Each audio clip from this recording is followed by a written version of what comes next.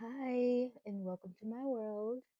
My name is Serene, and I am a holistic chef, actor, creative healer, future naturopathic doctor, future Reiki master, maybe level one Reiki right now, but level two soon, and level three.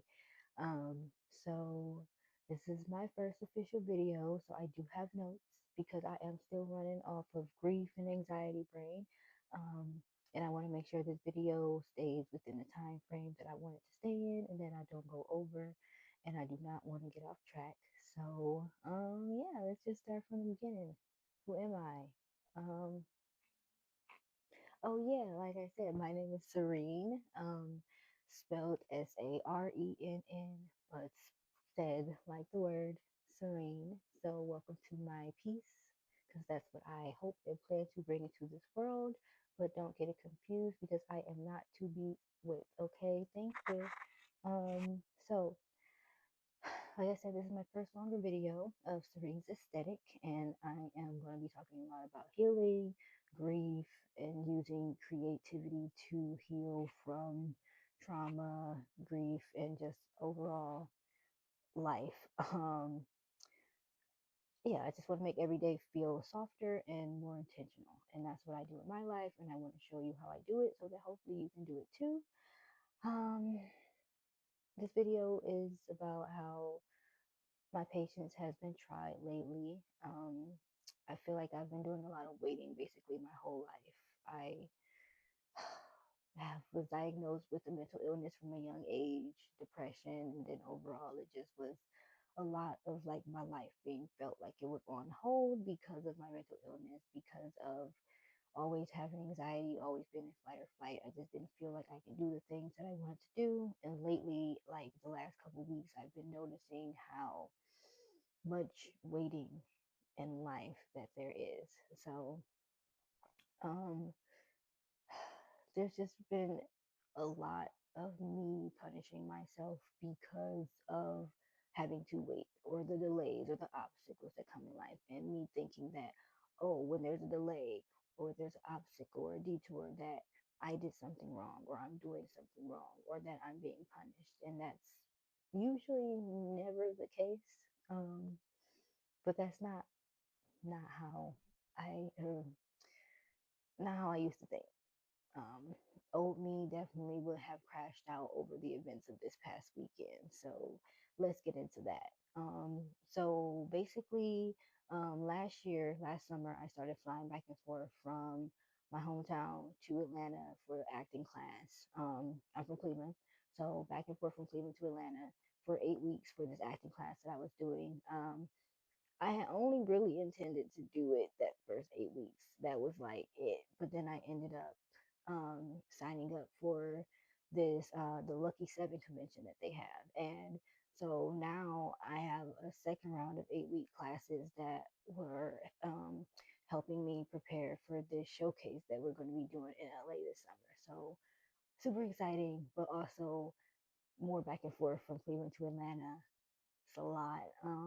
And I mean, at first, yeah, I was super happy about it, but like now, as I approach the anniversary of my mom's death, February 16th, is my getting through my first year. It's like is it feels a little inconvenient because it's like now I'm digging into all of these like deep acting roles, and I'm having to deep it like dig into like a part of me that I really do wanna like ignore right now. Like I don't want to dig into like my grief or my depression, but it's coming up anyway, so I might as well use it in my acting, which is what I've been doing.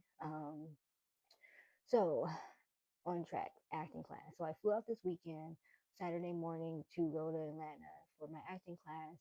Um, After I landed, I had an email that class was canceled because of the weather. If you live in Atlanta or you know anything about what's happening with the weather, it's a lot of snow, it's a lot of cold. It's just a lot of winter happening right now all over the country. So it was snowing in Atlanta. It was not snowing as bad as it had been in Cleveland, of course, but hey, what are you gonna do? Class was canceled, and I'm not gonna lie, I was a little upset at first because I didn't really know what I was gonna do because I had already made the arrangements to be in Atlanta for the weekend. Like I had planned to be there. I had the Airbnb and everything. Um, so I sat down in the airport for a minute to just kind of figure out what I was going to do. I was absolutely getting ready to get back on the flight and go right back home. I was just still in the airport. I could just go back home, right? No, because then I remember I had a photo shoot scheduled that day, that afternoon. And I was like, oh, okay, shoot. All right, well, let me go do my photo shoot. Let me go get my headshots done, and then I can go home. So I ended up going to the Airbnb and relaxing for a little bit. And then after that, I got my headshots done and went back to the Airbnb, then went back to the airport. Um, this day, Saturday was a lot. It was filled with so many delays. Like the morning flight I had got off of, there was a medical emergency. Like the EMTs had to meet us at the gate in Atlanta. They had to get on and help the person, and none of us could move or get out that plane until they came in and were able to get that person off that plane. And I wasn't even mad about that. If anything, I was more anxious about what was going on because I didn't know what was going on or what was wrong with the person. And, I'm a bit of a germaphobe. So, yes, I want that person to be okay. But also, I just wanted to make sure that we was all going to be okay, you know? And then I ended up leaving one of my phones at the Airbnb. So I have to wait for that to be shipped to me. She did mail it out to me today, so that's super exciting that it will be getting here.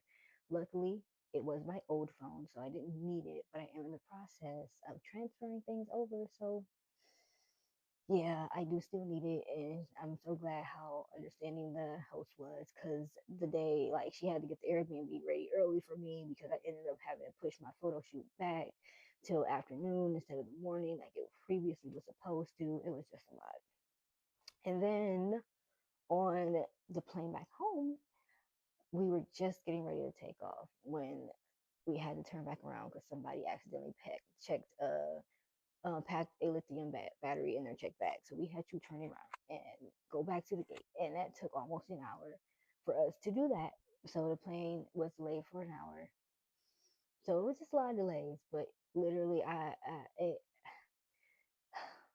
I old me definitely would have freaked out. And that's one thing that I noticed that I wasn't overwhelmed. And that's something that a lot of delays or setbacks or things like that would have done to me in the past. I would have felt overwhelmed about it, but I didn't feel that.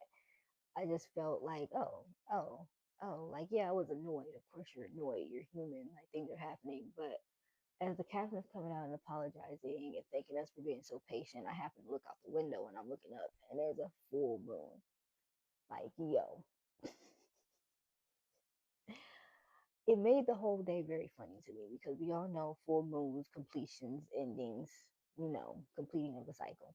So I'm just like, oh, of course, this is what's happening. But I didn't know what the cycle was ending. What cycle? What are we ending? What are we doing? Well, I'm ending the cycle of how I treat myself when I'm waiting. The cycle of suffering, the cycle of feeling like I have to suffer to learn, to grow. Like, no. Sometimes delays are just delays, detours are just detours. Sometimes stuff just happens because life is just life and it lifes. It doesn't have to mean something. It doesn't have to mean I'm being punished. It doesn't have to be karma. It just is. And yeah, I go into a lot more detail about this in my blog post, but I just wanted to share a little bit about myself that day and just knowing that even in the most frustrating times, you can find the good in it. Like, I'm very satisfied with my headshots. I'm so happy that I ended up going to the photo shoot anyways. I'm happy I ended up going to Atlanta anyways. I'm happy with my headshots. And yeah, I feel like I learned a lot. I feel like I grew a lot just in that weekend. I felt like I released so much. Like, I'm no longer affected by the things that I was affected by just a couple years ago, and that makes me happy and proud to see the growth that I'm in. Um, so the story is what's ending, what I'm choosing to end is the story I tell myself about delays. The story that every obstacle is a punishment. The story that suffering is my calling card. The story that if something goes wrong, then it means that I'm wrong and I deserve to be punished. No, sometimes,